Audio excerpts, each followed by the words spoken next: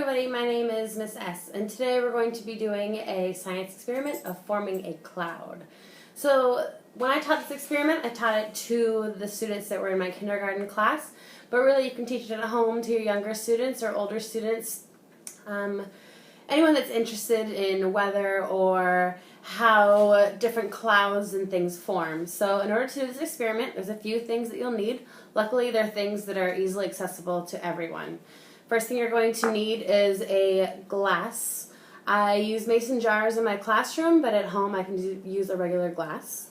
I also have a bowl. Again, in the classroom, I just flipped the lid of the mason jar. At home, I have this bowl. And then in the bowl, I have some ice.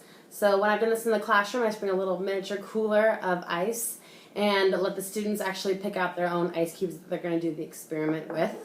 You're also going to need some matches. And last but not least, you're going to need some boiling hot water.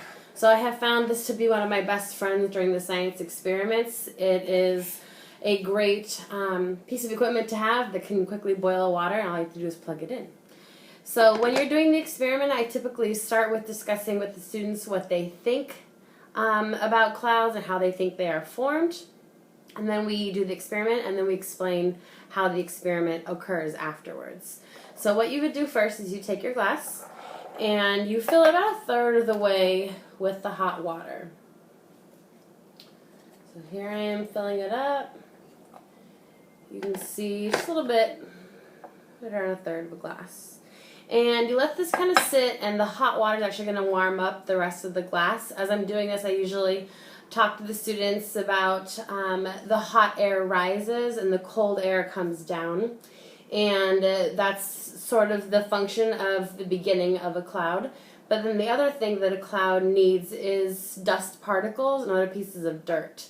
So to represent the dust and the dirt that we have in what will soon be our cloud, I have the matches. So what you're going to do is you're going to take one of the matches and you'll just light it. And as soon as you light it, I usually let it burn for a second or two, and then I just drop the whole thing into the glass and I put the ice on top. Then what you'll notice is you'll notice a cloud forming inside the glass. Alright, so here we go. We have our match.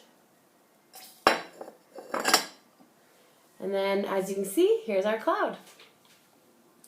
So usually when I have the cloud forming, I have the kids look at it and we talk about the color it is, and we talk about what's happening with the hot air and the cold air rising and connecting to those little particles of dust. After I feel like it's formed for a little bit, I like to have the kids take the ice off so they can feel the cloud and be really part of it. So here it is when it comes off.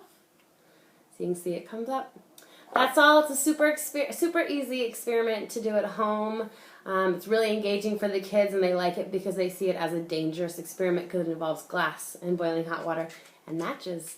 Good luck, and thank you.